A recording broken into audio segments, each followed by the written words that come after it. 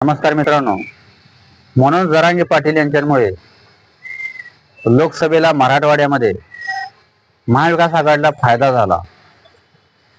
जवळपास 8 जिल्ह्यांपैकी म्हणजे 8 उमेदवारापैकी 7 उमेदवार निवडून आले मित्रांनो.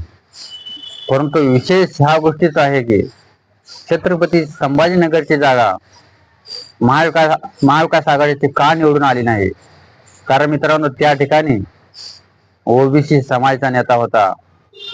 महाविकास आघाडीकडून ओबीसी समाजाचा नेता असल्या कारणामुळेच मनोज जरांगे पाटील यांनी महायुतीचा उमेदवार निवडून दिला.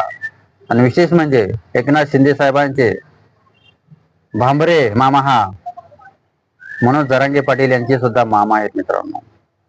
एका बाजूला म्हणायचं ओबीसी समाज, मुस्लिम समाज आमच्या सोबत आहे, मुस्लिम समाजाला आरक्षण दिले गेलं पाहिजे आणि मुस्लिम समाजाला सुद्धा आम्ही आरक्षण देणार.